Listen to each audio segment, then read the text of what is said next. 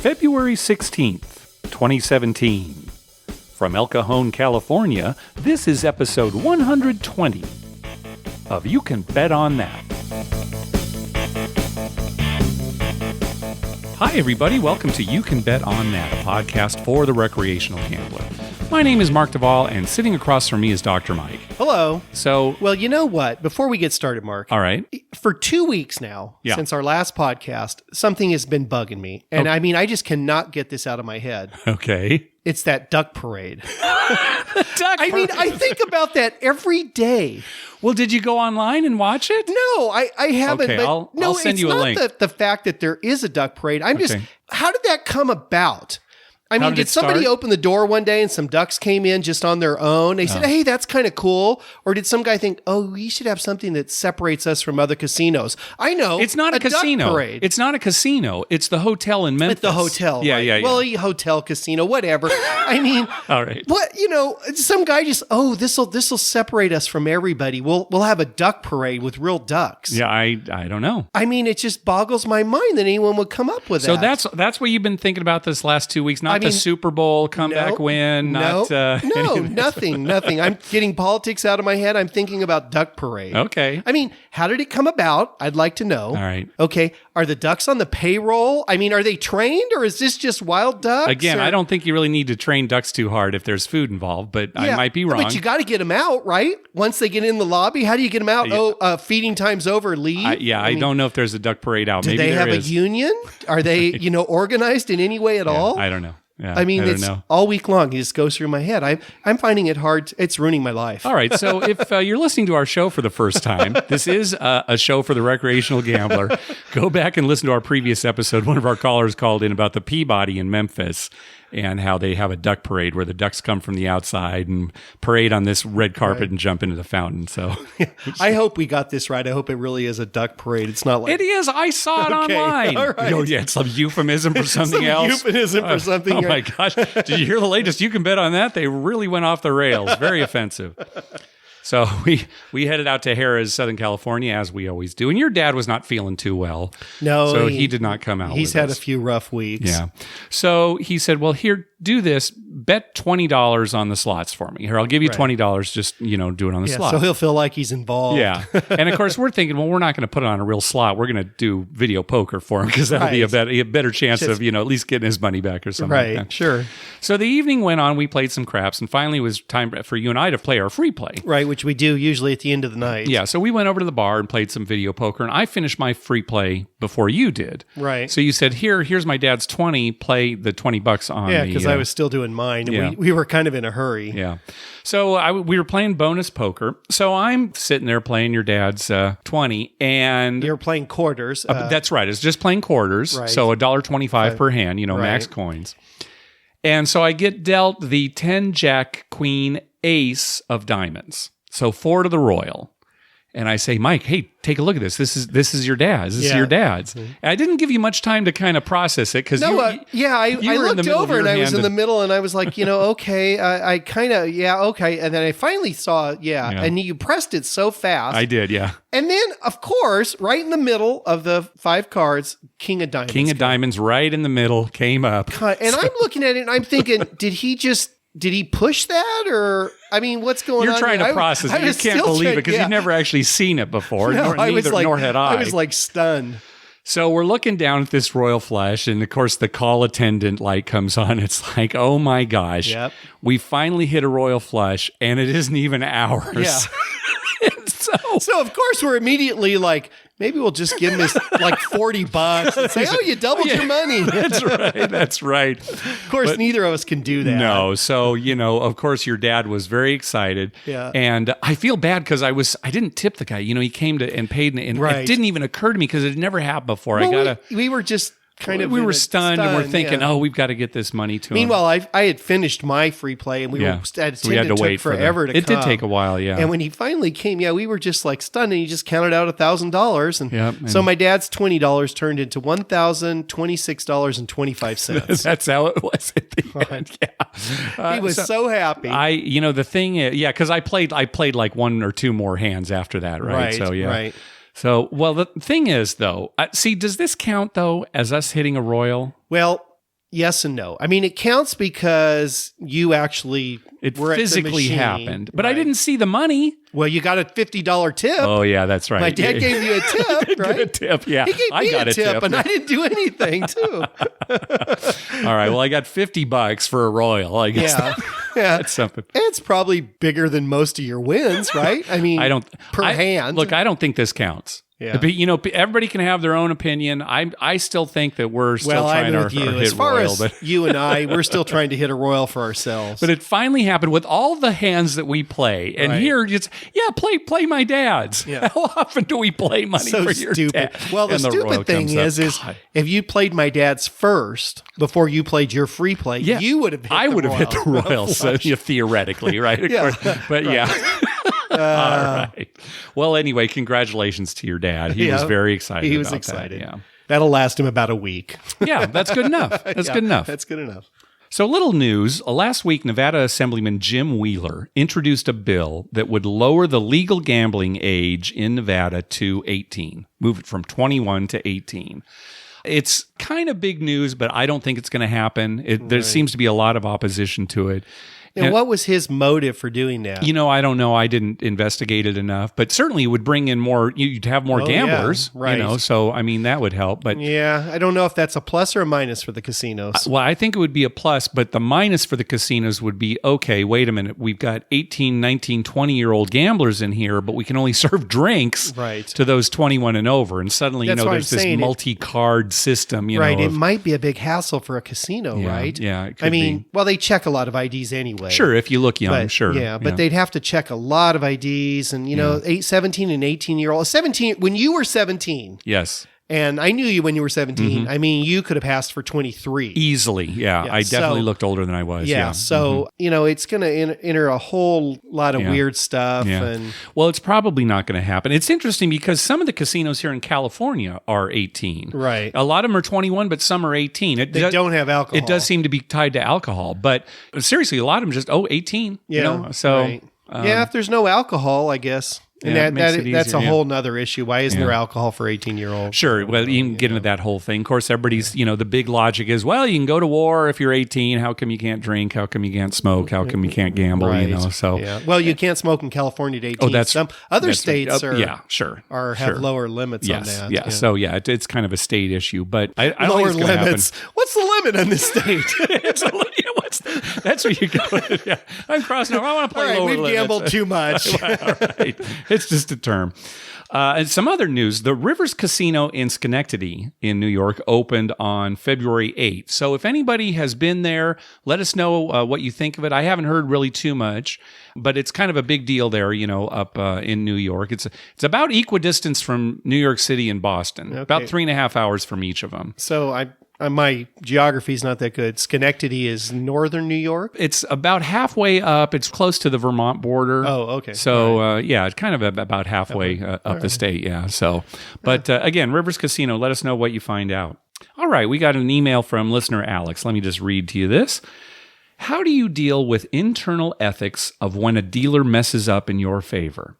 I've had a dealer mess up and give me an extra $5 or $10, and I'll correct them. But I've also had an instance or two when the dealer is messed up by a large amount, and I didn't say anything. It's very hard for me to give back to the casino when I know the overall advantage is against me. Just wondering, what was the biggest dealer mistake that you've encountered, and how did you deal with it?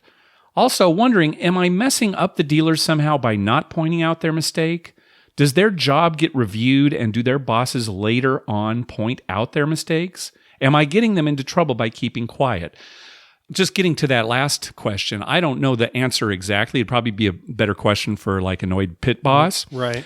But I have always felt that and I've used this to rationalize it, I'm not going to call attention to the dealer's mistake because it might get him in trouble. Right. That's probably more likely whether to get that's them true in. or not, I don't know. But that's one way that I rationalize it. I don't know if they get in trouble. I mean, mistakes happen all the time. If it happened a lot, obviously they'd have to sit a guy down and say, "Hey, what's going on here?" Well, and certainly if it happened for big amounts. Yeah. Also. Oh, yeah. So, we don't really struggle with it. You can judge us however you like, but we kind of treat the casino and playing the game as, hey, if the dealer makes a mistake, that's the casino's responsibility. And I realize we don't have those same standards when it comes to other parts of our lives. If we're at a cashier, we're not even close. No, at a grocery store, and they've given us too much change or something like that, we'll call attention to it. Yeah, you go through Jack in the Box and they give me an extra $1, I always just hand it back to them. Right? So because that I feel bad about. Yeah. But when it comes to the casino, it's like a different animal. And should it be? Go ahead and judge us. But, I don't think so. Yeah, it's hard. I mean, sometimes I do feel bad and I think, oh, this karma's going to come back to bite me. But, I don't know. Well, what's the biggest mistake you've ever had that in your favor? Probably, a couple $100. Like on a bet, paid off wrong? Yeah, paid off wrong, wrong color. Okay, right. Yeah. Or, no, I know what it is. Oh, gosh. It was just a couple of weeks ago. They forgot to collect my losing bet. Oh. Remember? And it just sat there. What was the losing bet? I'm trying to remember. It was 50 on the line with 250 odds. It was $300. Oh, and it was 7 out and they didn't pick up your bet? They 7 out and they didn't. Nobody picked it up. Okay. Yeah. And I just sat there, and I You waited. I waited. Okay, because I don't remember specifically, but I know that's something you do. You wouldn't snap it up. You'd wait. No, I waited, and I just waited and waited and waited. And finally, a new guy's rolling, and they said, oh, you don't need odds yet. Yeah. And so I picked up the odds. Yes. And I'm thinking, well, okay. You gave them all the opportunities. I gave them, I mean, I wasn't going to say at that point, oh, that was from the last bet, take it. I just, said, okay. And I took my odds back. Yeah. And the biggest mistake for me, you'll remember this, it was at the Mirage, and it was on a color up. Yes. And I colored up for, I don't know what it was. It was like $550, something like that. Right. And colored up, and I walked to the cashier, and I handed him the chips. I wasn't really looking at the color, and he said, okay, $1,050. They had given me a $1,000 chip instead of a $500 chip. Right. And I was baffled because, a color up, everybody's watching a color up. Yeah, the stick man and the boxman. And, in those days there were boxmen, and they checked all that out. We never did really figure out how that happened. No, we don't. But, in my mind, I want to say that maybe they left somebody else's color up out there. Like maybe somebody colored up before you and there was 500 out there. You know what it might have been, Mike, and maybe you'll remember this. I actually had $549. And you tossed a $1 chip in for me and said, oh, just give them, $5.50.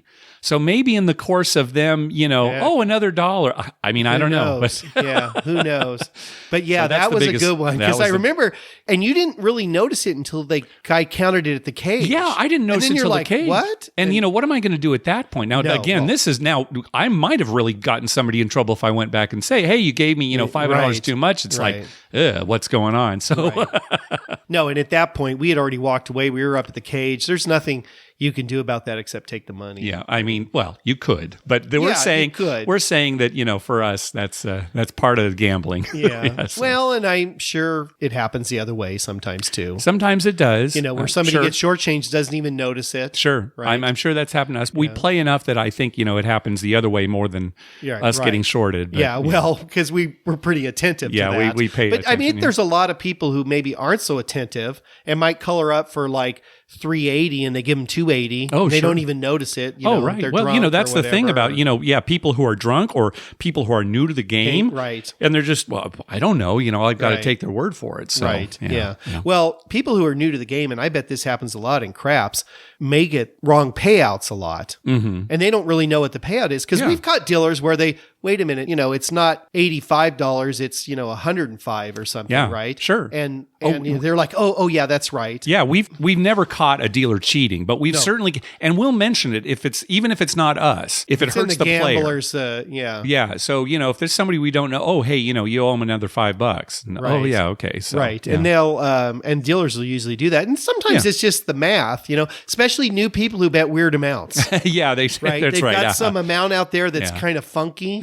Or that guy next to me the other night that you were talking about, he was a 7-star. He had a lot of money. Ton of money. Seemed like he didn't know what he was doing. Yeah. Twice he took more odds than he could have. He was a strange player, Mike, because in some ways it looked like he'd been playing the game for a long time, right. But never really understood it completely, Right. Because he's all the lingo's coming out, do this, two-way, hard-way, and then he's making weird bets. I know, yeah. I liked when he said, take me up halfway. On his bet. He had like a place $60 bet, and he said, take me up halfway. So, which I guess means go to 90. I guess that means go to 90. Sure, I don't know. halfway, and then the guy you said don't usually hear halfway, that, but yeah. and he kind of looked at him. He said, "Oh, 1 unit." And then Right, I was like, All right. Thanks for the email, Alex. Hey, thanks to everyone who's been clicking through our Amazon link. Remember, whenever you're going to buy something through Amazon, go to our page first, youcanbetonthat.com, and click through our Amazon link at the top of the page. All right, let's go to our voicemail hotline. Remember, call our hotline at 951-292-4377. That's 9512-WAGERS. 9512-WAGERS. And maybe we'll play your clip on the show. First up is Rick. Hey there, Mark and Dr. Mike. This is Rick calling from Sequim, Washington, out on the beautiful Olympic Peninsula. And I'm just about to go in and play some craps at my favorite casino. It's Seven Cedars. They have one table. They have good dealers. It's a lot of fun, very friendly. And we'll see how we do. I've been on a cold streak for quite a while here, but we're going to go check the luck out tonight, and I'm going to call back after the session with a after action report. Thanks for your great podcast. Long time listener, first time caller, and talk to you again. All right, so Rick called back. You want to hear it right now? yeah, See what happened? Let's see what happened. All right, here we go. Hey there, Mark and Dr. Mike. This is Rick calling with an after action report from Seven Cedars here in Sequim, Washington. And I played for about an hour and a half. Kind of sideways, choppy, couple of pretty good throws, a bunch of not so good throws. I seem to throw nothing but hard ways of all kinds of stuff except for anything that I had hard ways bet on. It's a good table. It's kind of fun. A $3 table with 10 times odds on every number, so it's kind of fun. Anyway, started with 400, lost about 100, and decided to go home, save the rest of my powder for another night. So anyway, thanks again for a great show, and may you always throw hard ways. Well, I'm sorry he lost because he was on a losing streak, and I was expecting this to be one of those like, I got it all back. Big jackpot. But $3 table with 10 times odds? Yeah, at a local casino. Right. This is why people are not gambling in Vegas anymore. Right. Well, it's one of the reasons. Yeah, why would you? I mean, $3, 10 times odds. Yeah, you can't get that in Vegas. At least on the Strip, you can't get it. I'm going to go to a Steve Wynn casino and pay double odds, and it's like a $25 table. And even downtown, they have 10 times, 20 times odds, but you can't find a $3 table. No. You know, they've got $3 at Fremont, but it's just double odds, right? So, yeah, I mean, that's... God, if I lived there, I'd be at that place all the time. Of course. I mean, I'd like the 10 times odds. I'm going to bet more than 3. Yeah. But that's the kind of place a guy can go with $200, right? Yep. I mean, you go into a Vegas casino with $200 to play craps. I mean, on a $5 table, it'll last you a little while. But but if it's a $10 table or more, that's not enough. Yeah. So anyway, good luck next time, Rick. All right, let's hear from Andrew. Hey there, Mark and Dr. Mike. This is Andrew calling from Seattle. I spent the Super Bowl weekend in Las Vegas, and right now I am at the airport where I found out that my flight's been canceled back to Seattle due to heavy snow. So I got rebooked on a flight 12 hours later, and now I'm waiting for an Uber to head to the Cromwell to play craps. My question is, do you think that the airline will reimburse me for all the additional money I'm about to lose? Thanks. Bye-bye.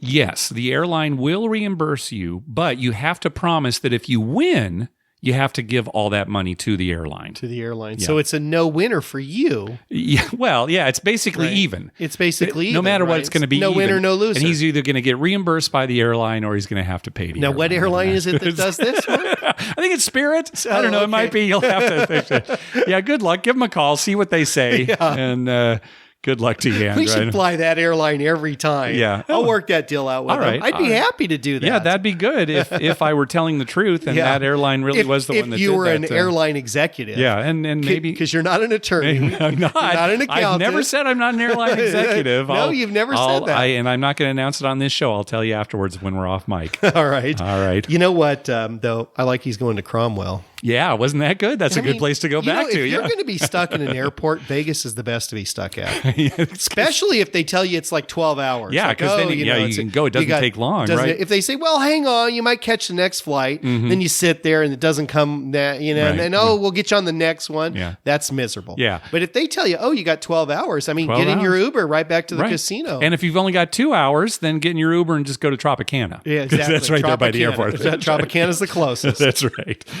Okay, let's hear from our buddy Wendell. Hey, what's up, guys? It's Wendell from Denton, Texas, part of the DDB group.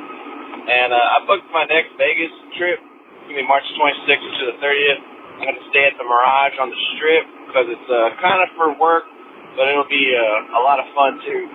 So I was going to ask y'all, where's y'all's favorite spot to play video poker? Or if you have a few different spots to play video poker. I know, y'all are into the craps more, but if you're chilling playing video poker, if there's any certain bars or even local bars or any spots that y'all get into on that. And being in Texas, we're stuck with the Oklahoma casinos. I've been in the Oklahoma casinos, and I've been doing pretty well. I've been riding the wave, up a little bit, down a little bit, up a little bit. So, it's been pretty good. So January was a good month. Up for January. So anyway, I enjoyed the show, man. So y'all keep it up, and then let me know what your thoughts are on video poker on the Strip. Thanks, guys. We really just don't have favorite video poker spots simply because we don't play it very much. Usually it's only free play. Right. We play it at Harrah's Rincon because it's the best thing to do with our free play. Yes. I mean, logically, that's our best bet. And as far as Las Vegas goes, downtown, we've heard that Main Street Station has very good video poker. Four Queens had full pay jacks or better. But, on the Strip, about the only thing I could say is I know they have some full pay machines at Cromwell.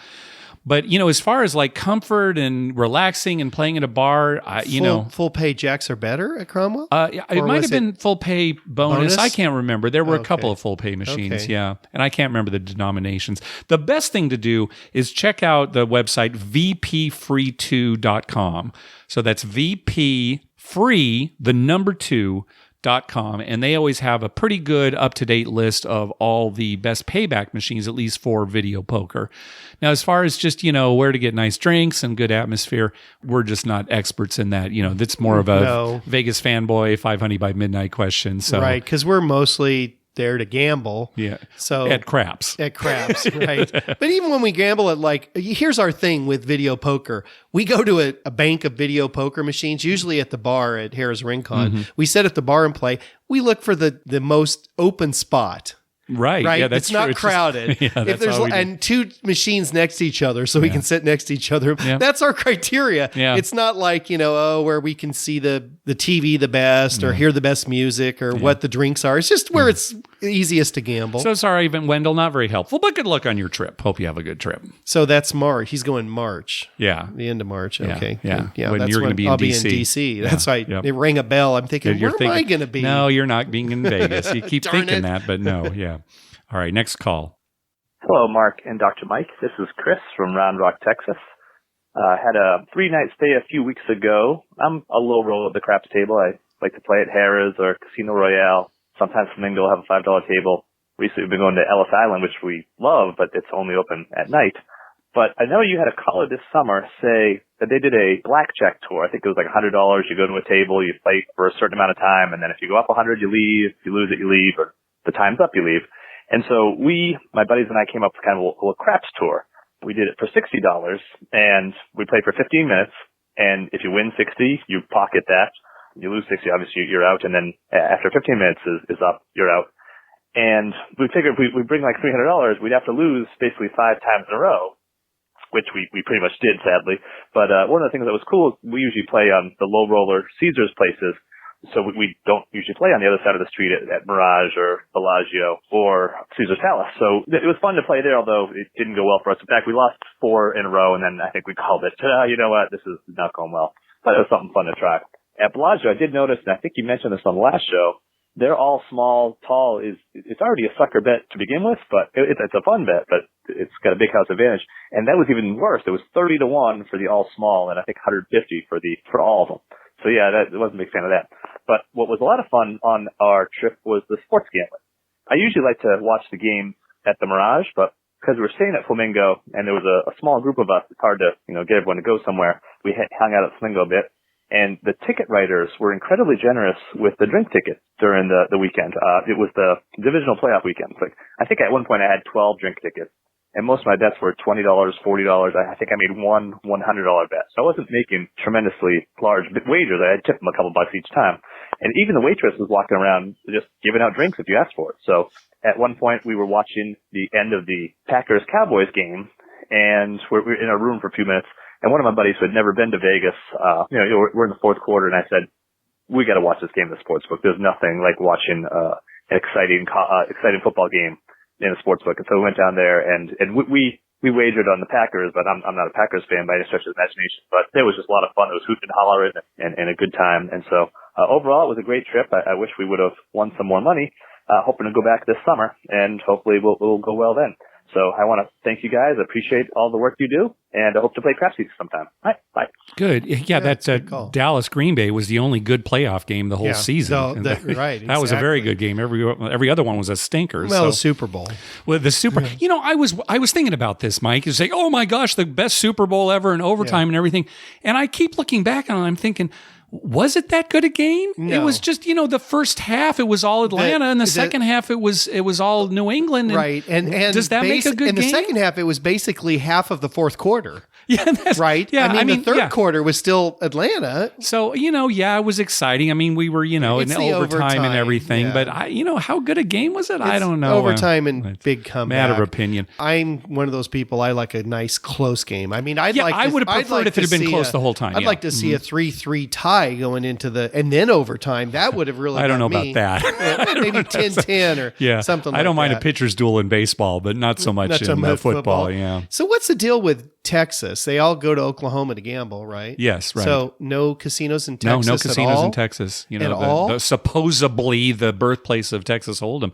Yeah. No, they have to go up to Oklahoma or over to Louisiana. But depends on where they are in Texas. Gambling. They have a lottery, right, in Texas? Do they? Yeah, they have a lottery, but just no full blown casino. Yeah. So anybody who wants to play real slots and table games, although the table games even in Oklahoma you have to pay a vig on, an ante on. But if you're down in southern Texas, you've got a long ways to go to get to any gambling. Yeah, I mean, you basically have to get in a plane. Yeah, right? They've been talking about trying to introduce it, and it just hasn't taken weird. off. I mean, I hope that sometime in our lifetime, I hope we live long enough that we can safely say that every state in the United States has casino gambling, has a lottery, has sports wagering. That's your dream? Yeah. And highlight. I want highlight. In every state. In every state. All right. Well, how long do you plan on living? Well, I wouldn't mind if like Hawaii didn't have it, because there's a lot to do in Hawaii. Okay. So, but every other state should have it. All right. We're looking at you, Utah. Yeah. Utah. Utah's got to get their act together. Those people are tired of driving over to Nevada. Yeah, that's right. Hey, but that's great news about the Flamingo Sportsbook. Getting a drink in a sportsbook can often be quite challenging. So it's good to know, at least for that football weekend, that they were pretty generous with the... Hopefully that's a regular thing. Hope so, yeah. It is fun, though, to watch games in a sports book. It can be. Sure, of course. Well, the hooting and hollering, you've always got people rooting for both sides. And so, Yeah, I just like to hear the like, and the roars when something happens, It's much more exciting than sitting on the couch by yourself in your head thinking, yay. That's right. Honey, come look. There was a good play. Yeah, right. Okay, let's hear from August. Hi, guys. This is August. Haven't called in a while, so I wanted to say congratulations on your first Royal and rolling the fire bet. That's great. Got some updates here. So, AC trip report, went to Atlantic City around Thanksgiving, stayed at Cedars. So the whole situation there was pretty strange, I thought. When we first walked in, we valet parked, we went in through the main door, and standing right outside was a homeless man, asking if we could spare some money. And it just sort of left a little bit of a bad taste in my mouth as like my first impression. I mean, this is supposed to be Cedars, and it's all about glitz and glamour, and I don't know, it just sort of brought me down on my vacation, and you might as well have been wearing a sign that said this could be you. So I wasn't really a fan of that as a way to kick off my vacation. So anyway, we stayed in the Forum Tower, not particularly nice, but close to the casino. And surprisingly, it turns out to be very difficult to find the elevators once I was turned loose in the casino. Every time I wanted to go up to the room, I found myself like asking a security guard where to go because it didn't seem very clear. And I thought the layout there was strange. They had smoking and non-smoking sort of right next to each other, even though they had 2 floors and they could have separated them. It sort of went like non-smoking, smoking, and then non-smoking again. So at one point I was at a roulette table and pulled out a cigar and they were like, "Oh, you're in the non-smoking section. The smoking section is over there." And I look where he's pointing and it's like across on the other side of an escalator. I'm not exaggerating. It was literally 50 feet away. It's just like, what's the point? You know, at some places, like at Seneca, they have a place where it's a separate room. I mean, it's on the same floor, so it's sort of like, who are you kidding? But at least it's its own area. And it was not labeled at all. And then I went to get a player's card because I've never actually played at Total Rewards. And the Players Club desk was closed and it was like 8 o'clock. I thought that was kind of early to be closing. So I did manage to get one from the cashier, but I couldn't take advantage of any promotions. 8 o'clock for a Players Club desk to be closed? No, we don't like those late night gamblers here at this casino. We've been victim to that before, right? Because we'll get in late to a place. Right. Those places should be open till at least midnight. I think 1 a.m. Or 2 a.m. 2 a.m. is probably the best cutoff. You know, it's like, okay, 4 a.m. you don't need somebody there. But I agree, 2 a.m. 2 a.m. because not outrageous. If we've gone before and, I've got free play that I need to, cash in or something. Oh, you got to wait till tomorrow morning, when they open up again. Well, really? Normal people, not us, but normal people, they'll go to dinner, a show. They don't even start gambling till like 11 or 12, right? That's true, right? A lot of times. The tables fill up late. They ate and then they went to some show that gets out like at 11:30 or something. They're gambling at midnight and then they're going to gamble for a couple hours. So, I'd say 2. When our casino's going to be 2. 8 o'clock at Cedars in Atlantic City? That is the weirdest thing. Wow. I'm still laughing about I shouldn't laugh about this. I'm a terrible person, the homeless guy out in front, because I was thinking, it's this the last could be thing. you. This could be you. I'm thinking he should be wearing one of those sandwich boards, and on the front side looks like the King of Hearts card or something, and in the middle, this could be you written on it. On the back is some dice flying through the air. This could be you. All right, I'm going to end up there someday. Okay, well then I guess you're not so terrible because you're admitting that that's your future. Yeah, that's my future. Yeah. All right. So I played some craps and they had the all tall small bet, which of course I played. And then the one time, well, probably more than once, but the one time I didn't play it and really noticed it was when the guy right after me rolled it. I didn't have a single dollar on there, and it just killed me seeing that come in and not be able to get paid on it. That's me. Yep. So did all right there, but definitely lost some money. Went to bed, and then the next morning played a little roulette, saw that the table max was $200, and every place I've ever played at has been $25. So I just thought, hey, what the hell? We're in Atlantic City. So I threw $100 on number 20, put $40 on the split between 17 and 20. And it hit. So that was a nice little comeback there. That felt good. That's a big walking comeback. out the door. So yeah, it was a nice little trip on our way down to Virginia for Thanksgiving. And yeah, I think that's about it for Cedars. So with the gaming industry trying to go after millennials, last time I went to Seneca, Niagara, I noticed they had unveiled the new Pulse Arena, which is spreading across the country with electronic table games. So, for research purposes, I had to sit down and try it. I am a millennial, but I have to say I was there less than 5 minutes. I went to the Craps electronic table game and the table minimums were $5. And it's just sort of like, okay, I'm just going to go play a real table. Yeah, no If kidding. it was $1 and I was there with some friends, I could see it being kind of fun. They've got this huge screen. They've got, music and drinks and all that stuff. But with those limits, it just wasn't for me. I didn't see the point. They also have a blackjack party pit, which is basically just some blackjack tables. It's a pit, and then there's some go-go dancer girls dancing on the tables to distract you, make sure you lose your money faster. So that's their other attempt at making it more fun. And then Seneca is also unveiling the new tier system. Earning period will be March to February, which is a little bit strange, but at least it's the full year instead of the 6 months they were doing before. And they're going to have 4 levels, and there's going to be better perks. There's a welcoming party in a few weeks that I'm going to go to, so I'll find out more about it then. And then the last thing is that Tioga Downs did finally get their full gaming license and have table games now. So again, for research purposes, had to go out and check it out. And they did position their tables correctly. The first thing you walk in is 2 craps tables with 3, 4, 5 times odds.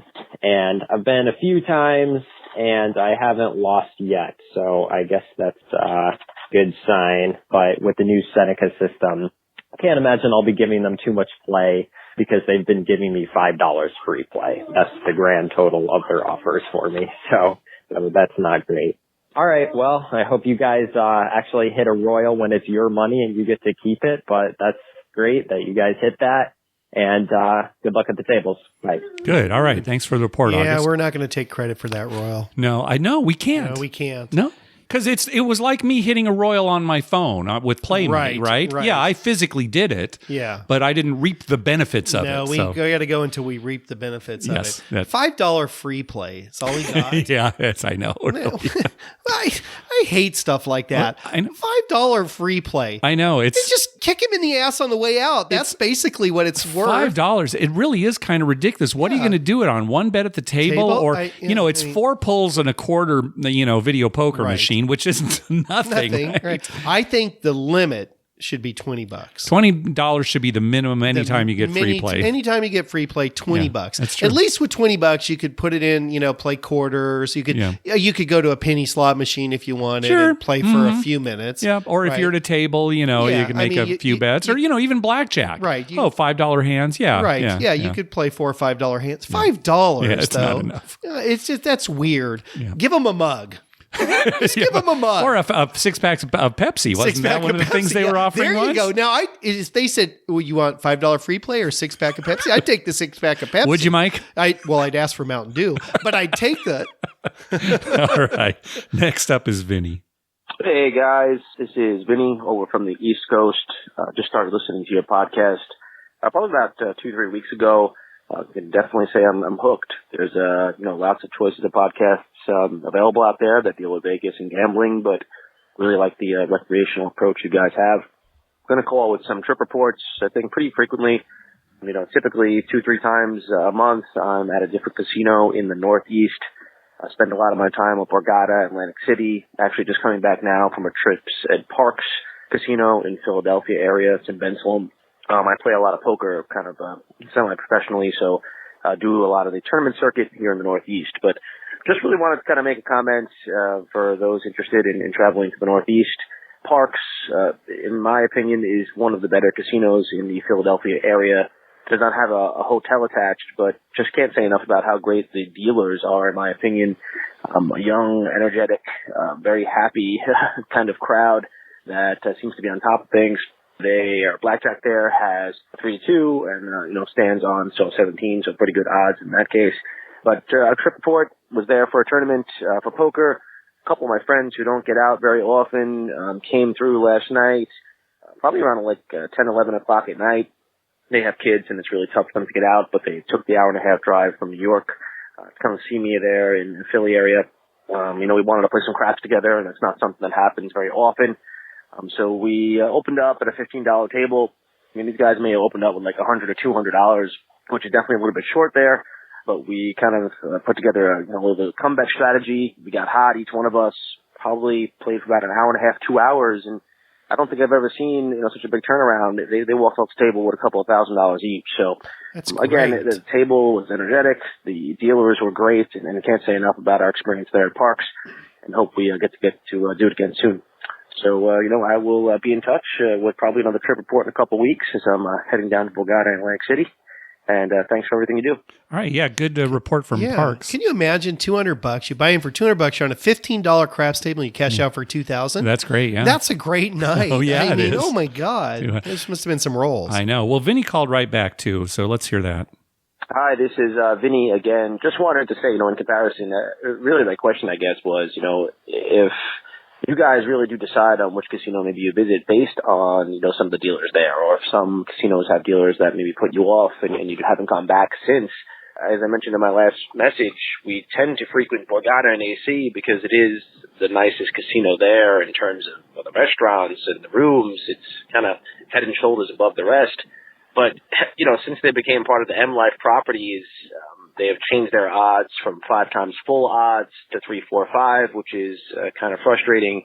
Most of the blackjack tables are now 6 to 5 odds. And the biggest thing is I've had so many bad experiences with the dealers at the craps tables, guys who make wise remarks, I feel, to people who don't really understand the game, guys who just don't seem overall happy, constantly complaining about throwing chips in for the bets, constantly complaining about hitting the back wall. I just have a couple of experiences there where it's just not pleasant, and I feel like they know that they are the best casino in the area, and because of such, they don't treat you as well as some of the lower end places. So, again, just wanted to know if you guys had any experiences with any of the dealers maybe who put you off and you have not gone back to a casino. But again, thanks for your time, and look forward to the next episode. There have definitely been times when we have had bad experiences at casinos. Yes. And we've said, okay, we're not going to go back there, or we're not going to go back there for a while. Right. Usually we do end up going back because okay, let's give them another chance. And often things improve. Yeah. I know for a while, Harrah's, Las Vegas, it was really bad, and so we stopped going. Yeah. Then we went back. It was okay. We had that bad experience at Main Street Station. Right. And then we went back and had a very good experience. Well, what about Binion's? Binion's is the one exception. We have had so many bad experiences there. In recent history. And so have other people. We've heard stories that I think it's going to be quite a while before we go back to Binion's. It'd be hard to get us there when we can walk across the street and go to a better place. That's right, yes. He's right, though. From a business standpoint, why would a casino like the Borgata treat people like that? I don't know. And because, even if you're the best casino in a limited area, you want to stay on top. Yeah, right? Absolutely. Hey, you ask anybody who's knowledgeable about AC, like the Due for a Win guys, or our friends Ed or Eric, they'll all say, okay, the Borgata is the best casino in Atlantic City. Overall, right? There might be specific reasons why you'd go to other places, but just overall, Borgata is the place. And man, I know everybody's concerned because MGM has come in and they've started to implement all these things. Right. So it's not just, the dealers being surly, it's the rules and everything. I don't know. We'll see. My brother was just in Atlantic City 2 weeks ago. I haven't talked to him since he came back. My dad told me the other day that he said he would not go back to Atlantic City again. Why is that? He had a bad time. He said, really? Yeah, it was something with the gambling. Okay. So I haven't talked to him, but I'm going to find out Find out what it is. But he came back and he's been there lots of times. Yeah, he's been there quite a bit, yeah. And he said, no, I'm just not going to go there anymore. I can spend my money in he can travel around to different find places. Out, because, when we all went, we had a very good time We had a good time, but something about it happened, and my dad wasn't really clear, but he said, yeah, Christopher said he's never going back there. All right, we'll find out what it is. We'll talk about it next time then, yeah. So. Well, I wouldn't put up with any... if we were on a craps table and a guy was complaining too much about people throwing chips, or he was just in a surly mood or something, I can go anywhere else. Especially in a place like Atlantic City when you can go somewhere else. Yeah, it's not within walking distance, but you can go somewhere else. You get in the cab or the car and you're there in 2 minutes. Yeah, definitely. All right, so let's talk about the gambling scene for this episode. So this is kind of a new segment that we started last time where we talk about one of our favorite gambling scenes from a movie. This time it's from Vegas Vacation. And the scene that we're going to listen to here is where Clark and Eddie, played by Chevy Chase and Randy Quaid, go into a casino to play some games. So I'm going to play this clip, and then I'm going to kind of talk about what's happening when you can't really hear what's going on. I got to warn you, Clark, they don't play the same games here as they do at them regular casinos. Eddie, this place is great. They don't have any of these games at the Mirage. Pick a number. I'm great at that. Coin toss. Eddie, these are my games. Give me $20. War. Russ and I play this all the time. I'm in. There we go. All right. Oh, that's fast. Give me another 20, Eddie. What? Bet again.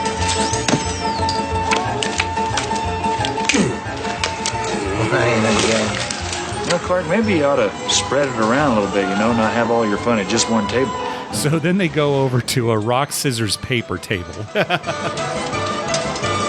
Dealer has rock. Pay paper. And then they go to a heads or tails table. Call it. Clark, what say we go back home and bury what's left of my money? Heads. I'm sorry, sir, it's tails. Almost. Then it's a guess which hand table where the dealer's holding out his hands and Clark guesses the wrong one, so he tries to get the dealer to open his other hand. Give me that. Give me that. Clark, he cheated, Eddie. Clark, he switched to my sword. Clark. And then finally, they go to a pick a number between 1 and 10 table.